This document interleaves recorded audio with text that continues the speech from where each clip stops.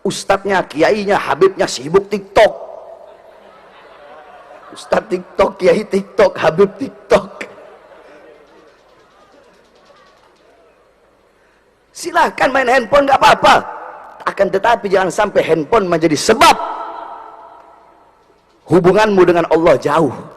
Jangan sampai handphone menjauhkan hubunganmu dengan Allah, apalagi handphone menjadi sebab putus hubungan engkau dengan Allah Subhanahu wa ta'ala. Lihat orang sekarang, pagi, siang, sore, malam, apalagi malam ini lagi libur, 25, besok 26, 27, sampai malam tahun baru, saudara-saudara. Makanya sedekah Rasul, memang betul apa yang disampaikan oleh Nabi kita, Nabi Muhammad SAW.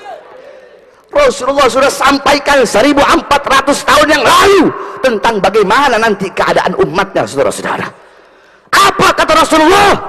Qala Rasul sallallahu alaihi wasallam, la tattabi'unna sanana aw sunana alladhina min qablikum shibran bi shibrin wa dhira'an bi dhira'in hatta law dakhalu fi juhri dhab lattaba'tumuhum.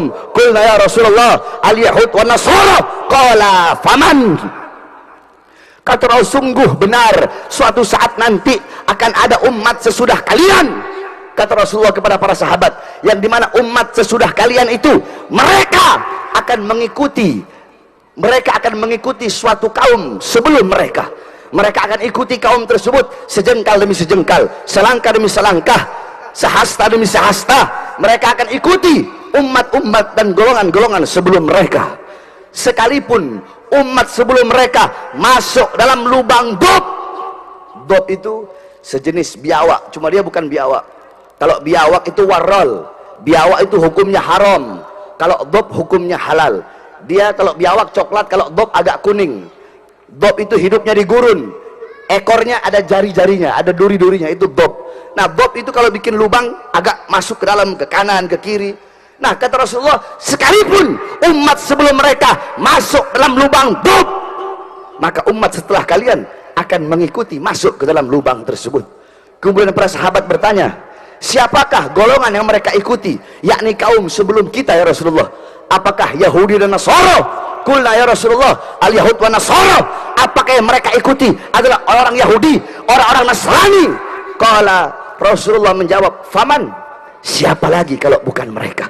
Coba kita lihat, saudara-saudara, pada malam hari ini ataupun nanti malam tahun baru, kau lihat yang paling banyak melacur, yang paling banyak mabuk-mabukan, yang paling banyak nongkrong, mabuk, berzina, berbuat dosa, berbuat maksiat, zina di pinggir jalan, mengadakan acara-acara disko, ikhtilat campur laki perempuan, telanjang di situ, ciuman di situ, peluk-pelukan di situ, mabuk di situ, narkoba di situ, kondom berjejeran. Yang paling banyak bukan anak-anak Nasrani, bukan anak-anak Buddha, bukan anak-anak Hindu, tetapi abnaul muslimin, anak-anak Islam, putra-putri Islam yang paling banyak berbuat dosa, yang paling banyak berbuat maksiat, baik di malam tahun baru, malam Natal, ataupun malam minggu setiap minggunya, saudara-saudara. Betul?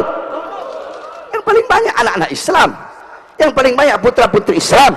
Anak-anak kita jauh dari Allah, jauh dari Rasulullah, yang mereka ikuti budaya barat, gaya berpakaian barat, gaya berpakaian seperti Tarsan, perempuan-perempuan yang pakai rok mini, telanjang. Syariat Islam dianggap asing, syariat Islam dianggap ketinggalan zaman. Mereka mengambil pakaian orang barat, pola pikir seperti orang barat, gaya hidup seperti orang barat, seperti orang Yahudi, seperti orang Nasrani.